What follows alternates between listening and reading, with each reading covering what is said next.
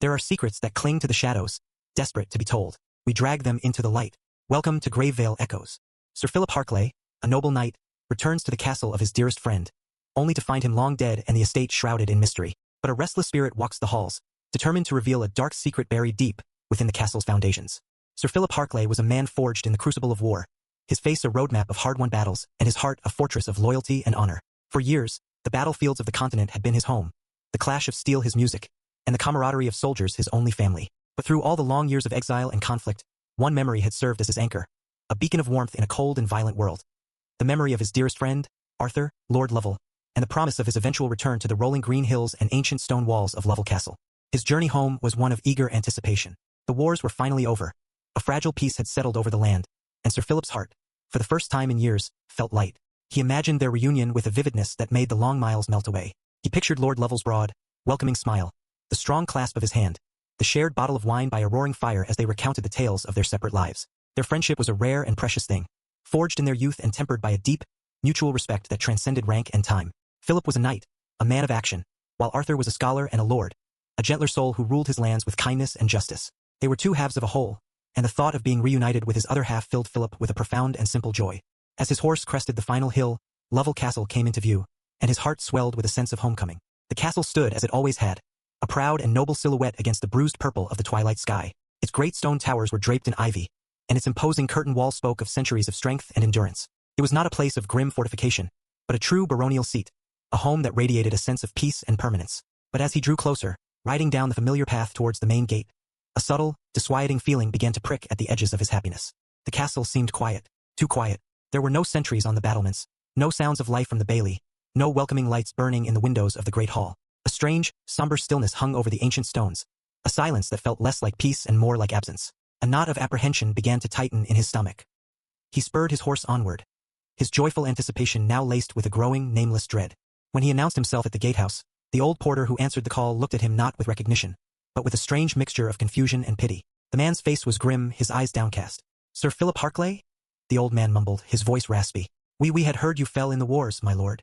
The rumors of my death were, as you can see, greatly exaggerated," Philip said, forcing a smile that did not reach his eyes. "I am here to see Lord Lovell. Is he at home?"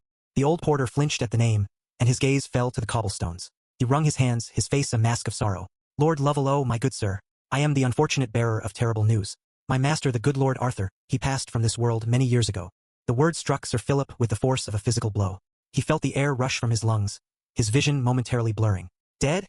he stammered, the word tasting like ash in his mouth. "Arthur? How? When?" "It was a sudden illness that took him, sir," the porter said, his voice low and heavy with a grief that was still fresh, even after all this time. "It was more than 4 years past now. It was a dark day for this castle. A dark day indeed." A profound, hollow emptiness opened up inside Sir Philip. The joyous reunion he had pictured for years dissolved into a cruel mirage. His friend, his brother in all but blood, was gone. The world suddenly felt colder, grayer. He had crossed battlefields and braved storms to get here, only to find a grave. He dismounted his horse, his movements stiff and mechanical, and allowed the porter to lead him into the castle courtyard. The sense of wrongness he had felt from a distance intensified 100-fold once he was within the walls. The castle was the same, yet utterly different. It was Lovell Castle in name and in stone, but the soul of it was gone. The servants moved with a heavy, listless air, their faces closed and wary. The great hall, which he remembered as a place of warmth, laughter, and music, was now a cavern of echoing silence and cold draughts. And presiding over this grim, changed world was the new master, Lord Lovell's distant cousin, a man named Baron Fitzowen, who had inherited the title and the estate. Baron Fitzowen greeted Sir Philip with a formal, correct politeness that was colder than any open hostility. He was a man with sharp, calculating eyes and a thin, downturned mouth, a stark contrast to the open, generous face of his late cousin. He offered his condolences, his words smooth and practiced, but they held no genuine warmth. He spoke of Lord Lovell's passing as a regrettable but distant event, a piece of administrative history. As Sir Philip sat with the new baron, a deep, instinctual distrust took root in his heart. He looked around the hall at the servants' fearful glances, at the baron's cold demeanor, and he sensed that something was deeply wrong here. The official story of sudden illness felt too simple, too neat. It did not fit the vibrant, healthy friend he remembered. A dark history had been papered over, a truth concealed beneath a veneer of polite mourning. That night, Baron Fitzowen offered Sir Philip a comfortable guest suite in the main keep, but Philip refused. A strange, powerful impulse took hold of him, a need to connect with the past, to find some lingering trace of the friend he had lost. "If it pleases you, my lord," he said, his voice steady despite the turmoil in his heart, "I would prefer to stay in the north wing. I wish to sleep in the apartments that once belonged to my friend, Lord Lovell." A flicker of something, was it surprise? Alarm? Crossed the Baron's face before it was quickly masked. The north wing, Sir Philip? He said, his voice smooth as oil. You would not be comfortable there. Those rooms have been shut up for years. They are cold and derelict. I insist you take the finer guest chambers. But Philip was adamant. It is my wish, he said, his tone leaving no room for argument. I wish to be where my friend spent his last days. It would be a comfort to me. Reluctantly, the Baron agreed. He ordered a nervous-looking servant to prepare the rooms. As the servant led Sir Philip through the winding, dusty corridors towards the long-abandoned wing of the castle, the man kept casting frightened glances over his shoulder. They are not good rooms, sir, the servant whispered, his voice trembling. No one has stayed here since the old master died. There are stories. I am a soldier, man, Philip replied gruffly, though the servant's fear was infectious. I am not afraid of stories. The apartments, when he entered them, were just as the Baron had described. A thick layer of dust covered everything, and the air was stale and heavy with the scent of decay and forgotten memories. The grand, dark furniture was shrouded in white dust cloths, making the pieces look like a congregation of shrouded ghosts. A cold, damp chill clung to the very walls. But as Sir Philip stood in the center of the grand bedchamber, he felt a strange sense of peace settle over him. This had been Arthur's room. Here his friend had read and slept and dreamed. Being here, surrounded by the silent witnesses of his friend's life, felt like the only authentic act of mourning he could perform. He ordered a fire to be lit in the great stone fireplace and dismissed the skittish servant. As night fell, he sat alone in the vast, echoing chamber, the fire casting flickering shadows on the tapestries that lined the walls. He was alone, yet he did not feel alone. He felt a presence in the room with him, a deep and profound sorrow that seemed to emanate from the very fabric of the place. He was not a man given to flights of fancy, but he could not shake the feeling that the room was holding its breath, waiting. He had come here seeking his friend's memory, a way to honor the past and say the goodbye he had been denied. He had made a vow, not in words, but in his heart, to uncover the truth of what had happened in this castle. He did not yet know that his friend's memory was also seeking him, and that the vow he had just made was about to be answered from beyond the grave. The fire in the great stone hearth fought a losing battle against the oppressive chill of the room. Sir Philip Harclay sat in a high-backed wooden chair, the flickering firelight casting his stern, grief-stricken face in a dance of light and shadow. The silence in the long-abandoned apartment was profound, a heavy, weighted silence that seemed to absorb all sound. Outside, the wind howled a low, mournful tune around the castle's turrets, a fitting requiem for the sorrow that had settled in his heart. He felt a weariness so deep it seemed to have settled in his bones, the exhaustion not of his long journey, but of his profound loss. Yet, sleep was an impossibility. His mind was a turbulent sea of questions, and his senses were on high alert, attuned to the strange, sorrowful atmosphere of the room that had once been his friend's sanctuary. The first sign that something was truly amiss was the cold. It was not the simple, damp chill of a disused stone chamber. This was a different kind of cold, a cold that felt active and predatory. It began to seep into the room, not through the drafty window frames or from under the heavy oak door, but from the very center of the chamber itself, as if a block of invisible ice were slowly materializing in the air. The temperature plummeted with an unnatural swiftness. The warmth from the roaring fire seemed to be sucked away, its heat turning thin and useless. Sir Philip could see his own breath misting in the air before him, a ghostly plume in the candlelight. He pulled his heavy cloak tighter around his shoulders, but the cold was impervious to wool and leather. It was an internal cold, a chill that seemed to touch his very soul, raising goosebumps on his skin and setting his teeth on edge. Then the candles began to flicker. There were 3 tall candles burning in a heavy iron candelabra on the table beside him. A moment before, their flames had been tall, steady, and bright. Now, they began to dance and writhe as if caught in a powerful, unseen gale. They dipped and swayed, their flames flattening out, casting wild, distorted shadows that leaped and lunged across the walls. The ancient tapestries, depicting faded scenes of hunts and battles, seemed to come to a grotesque, momentary life as the shadows moved over them. Sir Philip frowned, his gaze sweeping the room. The heavy velvet curtains over the window were perfectly still. There was no draft. The air in the room was as motionless as the air in a sealed tomb. Yet the candle flames behaved as if a storm were raging through the chamber. Their frantic, silent dance, a clear sign of a presence that was disturbing the very air he breathed. He was a soldier, a man of pragmatism and logic, and his mind scrabbled for a rational explanation.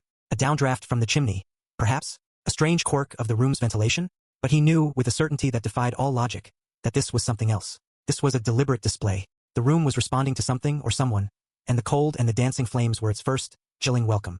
He remained seated, his hand resting almost unconsciously on the hilt of the sword that lay on the table beside him. He was not a man easily frightened, but a primal, instinctual unease was beginning to coil in his gut. It was then that he heard the sigh. It was not the sound of the wind. It was a soft, mournful exhalation, so faint that at first, he was not sure he had heard it at all. It was a sound saturated with an infinite, heartbreaking sorrow, the sound of a soul that had borne too much grief.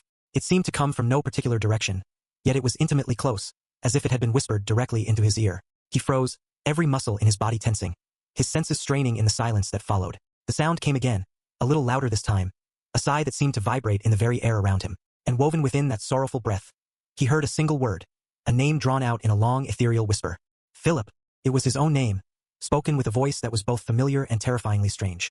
It held the faint, ghostly echo of his friend, Arthur, but it was thin and hollow, a mere memory of a voice, stripped of all its life and warmth. It was the sound of a ghost calling to him from a great and terrible distance. The blood ran cold in Sir Philip's veins.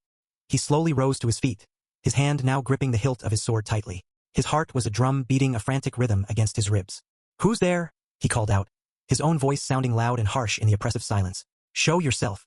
There was no answer, only the low moan of the wind outside and the frantic, silent dance of the candle flames. He stood in the center of the room, his eyes darting into the deep pools of shadow that clung to the corners, searching for any sign of movement. He saw nothing, but he felt it. The presence in the room was no longer a vague, sorrowful atmosphere. It was now a focused, intelligent consciousness. He was being watched. He could feel the weight of its gaze, a stare that was filled with an urgent, desperate sadness. He took a step towards the great, arched window at the far end of the room. The heavy clouds outside had parted for a moment, allowing a sliver of pale, silvery moonlight to pierce the gloom. The moonlight streamed through the window, cutting a sharp, bright rectangle of light onto the dusty floorboards. And as the moonlight illuminated the far end of the chamber, Sir Philip saw him. He was standing just at the edge of the moonlight, where the light met the deepest shadow. He was more a suggestion of a man than a solid form, his figure translucent and shimmering, as if he were woven from moonlight and memory. He was tall and noble in stature, and he was clad from head to toe in a full suit of dark, ornate plate armor. The armor itself seemed to drink the light, its surface shifting and wavering, at times almost transparent. Through the ghostly steel, Philip could vaguely make out the shape of the man within, but the features were indistinct, blurred, like a portrait that had been left out in the rain. It was the apparition of a knight, a spectral warrior standing a silent, lonely vigil in the room of a dead lord. Sir Philip stared, his mind struggling to comprehend the impossible sight before him. He was looking at a ghost. The stories the servant had whispered were true. Lord Lovell's chambers were haunted. A rational man would have fled, his mind rejecting the supernatural horror. But Sir Philip was not just a rational man. He was a man of honor, and his heart was filled with grief for the friend this specter might represent. He felt no fear, only a profound, heart-wrenching pity. He took a slow, deliberate step forward. "Are you Arthur?" he whispered, his voice thick with a sorrow that mirrored the ghost's own. "Is it you, my friend?" The armored apparition did not answer. It remained silent and motionless, a statue of shimmering light and shadow. It did not seem to be a vengeful or malevolent spirit. Its presence radiated a sense of profound and urgent melancholy. It was a soul in torment, a spirit that could not find rest. It had a purpose. It had a message to deliver. Sir Philip took another step closer, his hand still on his sword, not as a weapon, but as a comforting anchor to the solid, living world. And then the specter moved. With a motion that was unnervingly slow and graceful, a motion that was completely silent, the ghost raised its right arm. The arm was encased in a dark, armored gauntlet, its surface shimmering as it caught the faint moonlight. The hand rose until it was level with the ghost's chest. And then, the gauntlet hand pointed. It did not point at Sir Philip. It did not point at the window or the fireplace. With a slow, deliberate, and undeniable motion, the spectral finger pointed directly at the heavy oak door that led out of the chamber and into the dark, forgotten corridors of the north wing. The gesture was a clear and unambiguous summons. It was an invitation, command. The ghost of the armored knight wanted him to follow. It had a secret to show him, a truth hidden somewhere in the dark, silent heart of the castle, and it had chosen Sir Philip to be its witness. The silent, pointing finger was the beginning of a journey that would lead him away from the world of the living and into the dark and sorrowful mysteries of the dead. The ghostly, gauntlet hand remained pointing at the door, a silent, unyielding command that hung in the cold, still air of the chamber. For Sir Philip, any doubt, any lingering trace of rational disbelief, was burned away by that single, simple gesture. He was not dreaming. He was not going mad. He was in the presence of a lost soul, and it was asking for his help. His grief for his friend, Arthur, solidified into a hard, unshakable resolve. He would follow the specter wherever it led him. If there was a wrong to be righted, a secret to be uncovered, he would be the instrument of its discovery. His own life had been spared on the battlefield for a reason. He now felt, and perhaps this was it, to serve his friend one last time, even beyond the veil of death. With a nod of acceptance, as if acknowledging a command from a living captain, Sir Philip strode to the table, picked up the heavy iron candelabra, and walked towards the door. The armored apparition watched him, its form shimmering and indistinct. As he reached the door, the ghost glided forward, its movements utterly silent, its feet making no sound on the dusty floorboards. It passed right through the solid oak door as if it were made of smoke, and its faint, silvery light was briefly visible in the corridor beyond before it began to move away. Sir Philip did not hesitate. He pulled the heavy door open, its hinges groaning in protest after years of disuse, and stepped out into the darkness of the north wing to follow his supernatural guide. The moment he stepped into the corridor, an unnatural fog began to rise from the floor. It was not a natural mist. It was a thick, ghostly vapor that seemed to seep up from between the cold flagstones. It was a ground-hugging fog, swirling around his ankles and calves in thick, white tendrils. It was strangely cold to the touch and carried a faint, earthy scent, like freshly dug soil. The light from his candles barely penetrated the swirling vapor, casting a small, weak circle of yellow light around him, while the rest of the long corridor was swallowed by a shifting, impenetrable gloom. The fog muffled all sound, deadening the echo of his own footsteps, making him feel as if he were walking through a world made of cotton wool. It was profoundly disorienting, a supernatural phenomenon that seemed designed to isolate him, to cut him off from the normal, living world and pull him deeper into the ghost's domain. He could still see the ghost ahead of him. Its faint, silvery luminescence was the only point of reference in the swirling darkness. It moved at a slow, deliberate and funereal pace, always staying just ahead of him, a silent, armored beacon in the unnatural mist. It led him away from the main parts of the castle, turning down corridors that were clearly long forgotten. The air grew colder, damper. The tapestries on the walls here were not just faded. They were ragged and rotting, great patches eaten away by damp and time. The stone walls were slick with a fine, green slime, and the air was thick with the smell of decay. This was a part of the castle that had been left to die, a place of shadows and secrets.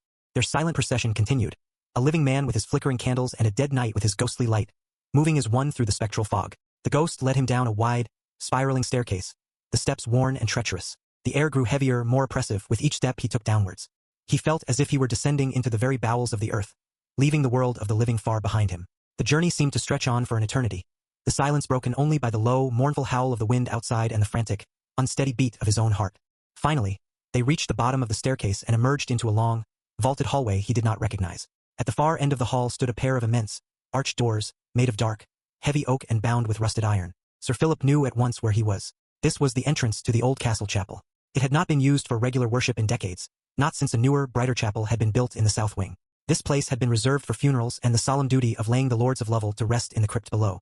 It was a place of endings. As they approached the great chapel doors, a new sound shattered the silence. It was a deep, resonant, and incredibly sorrowful sound. It was the tolling of a great bell. Bong, the sound was so loud, so close, that it seemed to vibrate in Sir Philip's very bones. It was a single, solitary toll, a note of profound finality that echoed through the foggy night and then faded slowly into a humming, metallic silence. Sir Philip froze, his blood running cold. He knew that bell. It was the great bell in the chapel tower, a bell that was legendary for its deep, mournful tone. It was a bell that was rung only upon the death of a lord of Lovell. It was a bell that, according to the servants, had been silent for decades, its mechanism rusted and seized by time and neglect.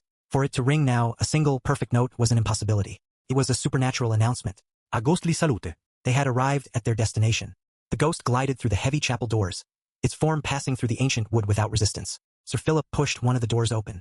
It moved with a deep, groaning screech of rusted hinges that sounded like a scream of pain. He stepped inside, holding his candelabra high. The chapel was a vast, cavernous space, a tomb of forgotten piety. The air inside was icy cold and smelled of stone dust, rotting hymn books, and the faint, sweet, cloying scent of decaying flowers. Thick cobwebs hung from the vaulted ceiling like macabre chandeliers, and a thick layer of dust covered the pews and the floor, preserving the stillness of decades. The only light came from his own candles and the faint, silvery glow of the ghost, which now stood in the center of the main aisle, waiting for him. Sir Philip's eyes were immediately drawn to the side of the chapel where the grand, ornate entrance to the Lovell family crypt was located. It was a marble archway, carved with the images of sorrowful angels, leading down to the place where generations of Lovell lords and their ladies were interred. He expected the ghost to lead him there, to the honored resting place of his ancestors. But the armored specter did not move towards the crypt. Instead, with that same deliberate grace, it turned and glided up the main aisle, towards the high altar at the front of the chapel. It moved past the rows of empty pews, its shimmering form a stark and terrifying contrast to the solid, decaying reality of the chapel. It came to a stop at the foot of the altar, a great block of carved stone that was covered in a thick, grimy dust cloth. Then, the ghost did something unexpected. It didn't point towards the altar itself. It moved around it, to the space behind the great stone block, a part of the chapel that was shrouded in the deepest shadow. Sir Philip followed, his heart pounding. The space behind the altar was cramped and filled with discarded religious paraphernalia, broken crucifix, a pile of moldering vestments. The floor here was made of large, uneven flagstones. The ghost came to a stop over one particular section of the floor. It stood there, its form seeming to brighten, to become more focused, its silvery light pulsing with a strange, urgent energy. And then, for the second time that night, the ghost of the armored knight raised its hand and pointed. It did not point at a wall or a tomb or a plaque. It pointed directly downwards, at a single, large, rectangular flagstone at its feet. The stone was indistinguishable from the others around it, covered in the same thick layer of dust and grime. But the ghost's insistent, trembling finger left no room for doubt. There was something underneath. This was not the main crypt. This was not a place of honor. This was a hidden place, a secret place. The ghost was showing him a grave that was never meant to be found. A long-forgotten trapdoor, concealed beneath layers of stone and decades of dust, leading down into a darkness that held the final, terrible answer to the castle's sorrow. The spectral, armored finger pointed down at the floor, unwavering. It was an accusation aimed at the very foundations of the chapel, a silent testament to a secret the earth itself had been forced to keep. Sir Philip stood frozen for a moment, the candlelight from his candelabra casting a trembling, golden glow on the dusty flagstone the ghost had indicated. The air in the cramped space behind the altar was thick and icy, charged with a supernatural energy that made his skin crawl. The ghost's silvery light pulsed with a desperate, frantic urgency. It had led him this far. This was the final destination. A man of lesser courage would have fled. The oppressive atmosphere, the supernatural guide, the implication of a hidden, unhallowed gravite was a combination of horrors that would have broken even a strong man's nerve. But Sir Philip's heart was filled not with fear, but with a grim, sorrowful determination. This was for Arthur. He had to know what lay beneath that stone. He could not, however, move the heavy flagstone alone. He needed help. Keeping his eyes fixed on the ghost, as if afraid it might vanish if he looked away, he slowly backed out of the chapel. He left the candelabra on the altar, its small flames providing a weak but steady light on the scene. He made his way back through the dark, fog-filled corridors, his mind racing. He needed a witness, someone loyal and trustworthy. But he could not possibly explain the reality of the situation. Who would believe him? Who would follow him into a haunted chapel on the word of a ghost? There was only one man he could trust. Joseph, his old squire, a man who had served with him in the wars and whose loyalty was as unshakable as the castle walls. Joseph was now an old man, serving as part of the castle guard. But his mind was sharp and his courage unquestioned. Sir Philip found him dozing in the guardroom near the main gate. He woke him gently, his face grim. He did not mention the ghost. He spoke only of a premonition, a powerful and disturbing dream that had compelled him to search the old chapel. He told Joseph he had a terrible feeling that something was amiss, something concerning the fate of his old master, Lord Lovell. Joseph, seeing the stark, haunted look in Sir Philip's eyes, did not question him. He grabbed a heavy iron crowbar and a lantern, and followed his old commander without a word. They made their way back to the chapel, their footsteps echoing in the unnatural silence. When they entered the chapel, Sir Philip was relieved to see that the ghost was still there, a silent, shimmering sentinel standing vigil behind the altar. Joseph, however, saw nothing but a cold, empty room. He shivered, pulling his cloak tighter around him. "There is a foul cold in this place, sir," he whispered, his eyes wide in the gloom. "A cold that feels unholy." "Then let us be quick with our work," Philip replied, his voice a low command. He led Joseph behind the altar and pointed to the flagstone. "There, we must lift this stone." Together, they forced the tip of the iron crowbar into the thin crack between the stones. They put their combined weight on it, their muscle straining. For a long moment, nothing happened. The stone was sealed tight with the grime and damp of ages. Then, with a loud, grating crack that echoed through the cavernous chapel, the seal broke. The stone shifted. Inch by painful inch, they pried the heavy slab upwards. Finally, it was high enough for them to slide it aside. The moment the stone was moved, a wave of cold, foul air rushed up from the opening, extinguishing the candles on the nearby altar in a single puff. The darkness was suddenly absolute, save for the single, swaying beam of Joseph's lantern. The air that rose from the hole was thick and musty, a stench of damp earth, mildew, and something else, something faintly, sickly sweet. The smell of decay. Joseph recoiled, choking back a cough. Sir Philip held his ground, his eyes fixed on the black square that had been revealed.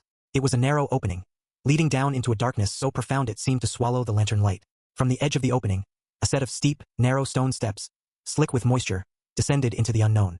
The ghost glided to the edge of the opening. It paused, turning its indistinct face toward Sir Philip for a moment, and then it began to descend, its silvery form sinking into the blackness like a star falling into a well. Sir Philip did not hesitate.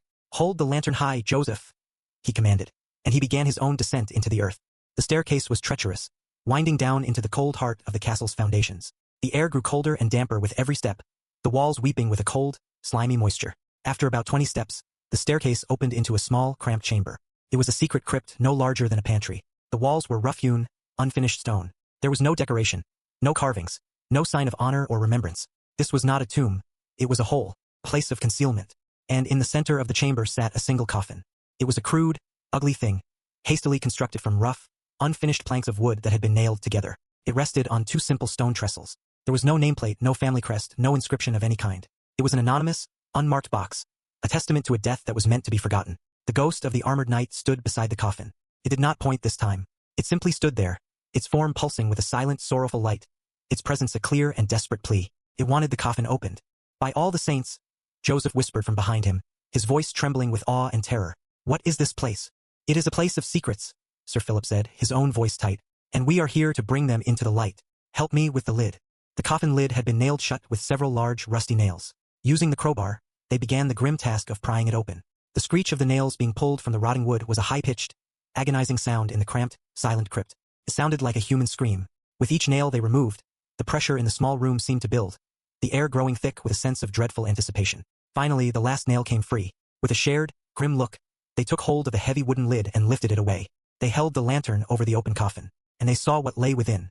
Inside, resting on a bed of rotted, mildewed cloth, was a human skeleton.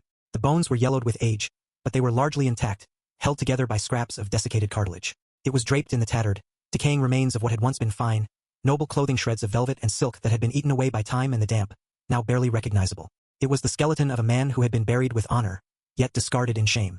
For a moment, Sir Philip just stared, a profound sadness welling up in him. This was it. This was the final, dishonored resting place of his friend, Arthur, Lord Lovell. The story of a sudden illness had been a lie, a cruel fabrication to cover up this terrible, hidden burial. But why? Why would his friend be buried in such a manner, in a secret, unmarked grave? As his eyes adjusted to the grim sight, a new detail came into focus. A detail so horrifying that it made his blood run cold and his stomach clench. It was not the skeleton itself that was the source of the horror. It was something else. Something that should not have been there. Protruding from the left side of the skeleton's ribcage, just over the place where the heart would have been, was an object. It was the hilt of a dagger. The hilt was ornate, crafted from dark, tarnished silver, its pommel shaped like the head of a snarling wolf. But the blade was not visible. The entire length of the steel blade was buried deep within the skeleton's chest cavity, its point lodged firmly in the bone of the spine behind it. The force of the blow must have been tremendous. This was not the scene of a peaceful death from illness. This was the scene of a brutal, treacherous, and violent murder. His friend had not died. He had been assassinated, stabbed in the heart and left to rot in a hidden hole, his memory defamed, his murder concealed. At that moment, the ghost, which had been a shimmering, indistinct form, suddenly became sharp and clear. It was as if the discovery of the crime had given it a final surge of energy. It stood directly over the coffin, and for the first time its helmet's visor was raised. Sir Philip looked upon the face of the ghost, and his heart broke. It was the face of Arthur, Lord Lovell. His features were carved from sorrow and pain, his eyes holding the profound sadness of his betrayal. He looked from his own defiled remains to the face of his friend, Sir Philip, and his spectral eyes conveyed a single, desperate, and silent plea for justice. This was the secret he had been trying to reveal. This was the truth of the Lovell curse. It was not an ancient hex or a family madness. It was the poison of an unpunished murder, a crime so terrible it had chained a noble soul to its place of death, unable to rest until the truth was known and the killer was brought to account. The face of the ghost, now terribly clear and recognizable as his friend Arthur, hung in the cold, dead air of the crypt. It was a mask of infinite sorrow, its spectral eyes locked on Sir Philip's, bridging the vast, silent chasm between the living and the dead. In that long, silent moment, a lifetime of friendship, loyalty, and shared history passed between them. Sir Philip's own grief, which had been a heavy, formless weight in his chest, now sharpened into a blade of pure, cold rage. He was not just looking at the ghost of his friend. He was looking at the victim of a monstrous crime, a man who had been betrayed and butchered in the most cowardly way imaginable. The story that had been told to him of a sudden illness, of a peaceful passing, was not just a lie. It was a profound and calculated insult to the memory of a good and honorable man. It was a lie designed to conceal the dagger, to hide the coffin, to bury the truth so deep that it would never see the light of day. But the truth had a power of its own. Lord Lovell's spirit, too strong and too wrong to be silenced by a hidden grave, had lingered. For years, it had waited in the cold and the dark, a lonely sentinel guarding the evidence of its own murder, waiting for the one person in the world it could trust to return. It had waited for him. Sir Philip met the ghost's gaze, and in his own eyes, there was no fear, only a solemn and terrible understanding. He slowly raised his hand and placed it over his heart, a knight's gesture of absolute fealty. It was a silent vow, a promise made to the restless spirit of his friend. I understand, the gesture said. I will not fail you. I will be your sword. I will be your justice. As if it understood the vow, the ghost of Lord Lovell underwent a final, profound transformation. The deep lines of pain and sorrow on its spectral face began to soften. The tormented urgency in its eyes faded, replaced by a look of immense and weary relief. A faint, sad smile touched its ghostly lips. It was the smile of a man whose long and agonizing burden was finally being lifted. The ghost had done its part. It had revealed the secret. It had delivered its terrible message into the hands of a true friend. Its long, lonely vigil was finally over. With a last look of profound and sorrowful gratitude, a look that spoke of a bond that not even death could break, the ghost of Lord Lovell began to fade. Its form, which had been so clear and focused, grew soft and translucent once more. The shimmering light that composed it seemed to dim, its silvery glow receding like a dying ember. The face of his friend dissolved into mist, the features blurring and then vanishing altogether. The armored form became a faint, shimmering outline, and then, with a final gentle sigh that seemed to stir the cold air of the crypt, it was gone. It did not vanish in a flash, but simply faded into nothingness, leaving behind only the oppressive silence and the cold, hard proof of its tragic story. The supernatural presence that had filled the crypt was gone. The chilling, unnatural cold began to recede, replaced by the simple, damp chill of the earth. But for Sir Philip, the departure of the ghost brought no relief. He was now alone with the consequences of its revelation. The weight of the spirit's long vigil had not vanished. It had been transferred. It had settled upon his own shoulders, a burden of duty that was heavier than any armor he had ever worn. He stood there for a long time, staring down at the defiled remains of his friend. Joseph, his loyal squire, was silent beside him, his face pale and awestruck, his hand making the sign of the cross over and over again. The sight of the dagger, its dark hilt jutting from the skeleton's ribs, was a constant, brutal reminder of the task that now lay before him. This was no longer just a matter of personal grief. It was a matter of honor, of justice, of a sacred trust given to him by the dead. The Lovell curse, he now understood, was not a thing of black magic or ancient hexes. It was the poison of an unpunished crime, a poison that had contaminated the very soul of the castle, turning a place of honor into a house of lies. And as long as the murderer walked free, that poison would continue to spread. His mind, trained in the logic of strategy and battle, began to work. The questions came hard and fast. Who would have done such a thing? Who would have had the access, the motive, the sheer, cold-blooded audacity to murder the lord of the castle in his own home and then conceal the body in a secret grave? The list of suspects was terrifyingly small. It had to be someone from within the castle walls, someone trusted, someone who could move about without suspicion. His thoughts immediately turned to the new master of the castle, the cold-eyed Baron Fitzowen. The motive was as old as time itself, greed. Fitzowen was the one who had gained everything from Arthur's death. He had inherited the title, the lands, the wealth. The story of a sudden illness was a convenient fiction that had allowed for a smooth, unquestioned transfer of power. And the Baron's strange, alarmed reaction when Philip had asked to stay in the North Wing now took on a sinister new meaning. Had he been afraid that Philip, Arthur's closest friend, might somehow stumble upon the truth? It was a compelling theory, but it was just theta theory. He had no proof that linked the Baron to the crime. And what of the dagger? The silver hilt with its snarling wolf's head was distinctive. It was the weapon of a nobleman. Was it Lord Lovell's own dagger, turned against him in a moment of treachery? Or did it belong to the killer, a fatal mistake left behind in the heat of the moment? The hilt was a clue, perhaps the only physical clue he had. He knew he must retrieve it, examine it, see if it bore a maker's mark or a family crest. His quest for justice had begun, and its path was fraught with peril. He was in a house ruled by the man who was his primary suspect. He was surrounded by servants whose loyalties were unknown, their silence perhaps bought by fear or by gold. He had to move with the utmost care, to play the part of a grieving friend while secretly gathering the evidence that would expose a killer. He was one man against a conspiracy of silence, his only ally a loyal old squire and the memory of a ghost. With a heavy heart, he reached into the coffin. His hand hesitated for a moment, a wave of revulsion and sorrow washing over him at the thought of disturbing his friend's remains. But it had to be done. With a firm grip, he took hold of the cold, tarnished silver hilt of the dagger. He pulled. The blade was wedged deep in the bone, and it took a strong, steady tug to free it. Came loose with a sickening, grating sound. He held it up in the lantern light. The blade was dark and stained with the rust of decades, but it was intact. This dagger was the key. "We must seal this place, Joseph," he said, his voice low and hard as steel. "We will put the lid back on the coffin and slide the stone back into place. No one must know what we have found here. Not yet."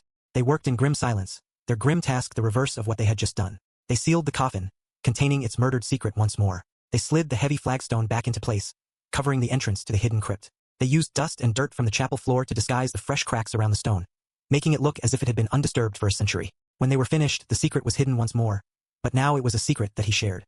They left the cold, dark chapel and made their way back to the world of the living. Sir Philip carried the dagger, wrapped in a piece of cloth, concealed within his cloak. It felt both cold and heavy, a physical manifestation of his new, terrible purpose. He had come to Lovell Castle seeking to mourn a friend who had died of natural causes. He would now leave it as an avenger, a hunter of a murderer. The ghost of Lord Lovell had laid a burden upon him, but it was a burden he would carry with all the strength and honor he possessed. His personal quest for closure had died in that hidden crypt. In its place, a sacred and vengeful quest had been born. He would not rest until his friend's murder was avenged, and the true Lord of Lovell could finally, truly, rest in peace. The ghost of Lord Lovell has shown the truth of his demise, but the story is far from over. A murderer has lived free for years, their crime hidden in the earth. Now, armed with the proof, Sir Philip's quest for justice has just begun. Who do you think the killer is? And what kind of person would commit such a heinous crime against their own lord? Share your theories in the comments below. The final page is turned, but the chill will linger long after the screen goes dark. Subscribe and return for the next secret we unearth.